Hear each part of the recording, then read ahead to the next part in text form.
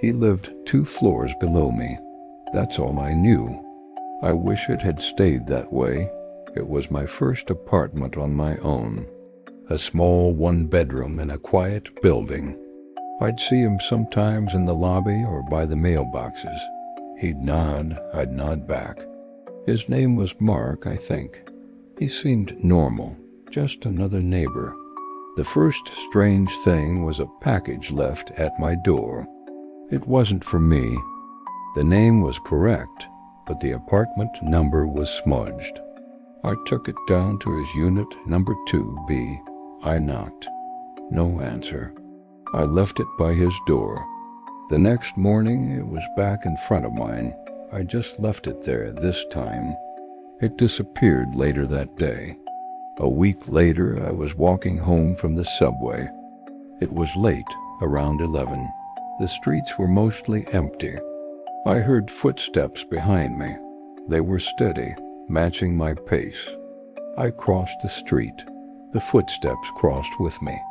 I started walking faster. So did they. My heart hammered against my ribs. I didn't dare look back.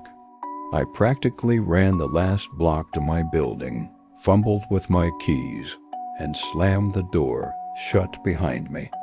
I peeked through the peephole. The street was empty. Then came the calls. No caller ID. I'd answer, and there would be silence. Just the sound of someone breathing, slow and deep. I'd hang up, and they'd call right back. This happened 3 or 4 times a night. I started putting my phone on silent, but the screen would still light up, showing that same unknown number over and over. One evening, I was watching TV. A sound from the kitchen made me jump. A faint scraping noise, like metal on metal. I muted the TV and listened. Silence. I told myself it was the pipes, the old building settling. But then I heard it again, closer this time, coming from my front door.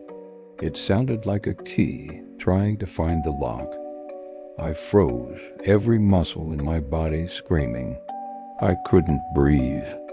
I grabbed the heaviest thing I could find, a cast iron pan, and crept toward the door. The scraping stopped. I held my breath, waiting. A piece of paper was slowly pushed under the door. It slid into my apartment, white against the dark wood floor. I waited for what felt like an hour, my back pressed against the wall, pan held high. Finally, I moved. I crouched down and picked up the note. It was a single sentence, written in shaky block letters. I like the sound of your fear. I called the police. They came. They took a report. They checked the halls. They found nothing. They spoke to my neighbors.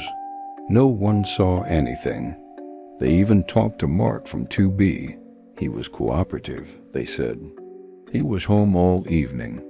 There was nothing they could do. The next few weeks were a blur of paranoia. I double-checked my locks constantly. I covered my peephole. I never walked home alone. The calls stopped. The notes stopped. For a while, I almost convinced myself it was over, that I had imagined the worst of it. Then one morning I woke up to a cold draft. My window was wide open, the window that faced the fire escape. On my knitstand, next to my alarm clock, was a single bed flower, a black rose. I never knew how he got in. I never saw his face. I moved out the next day. I left everything behind.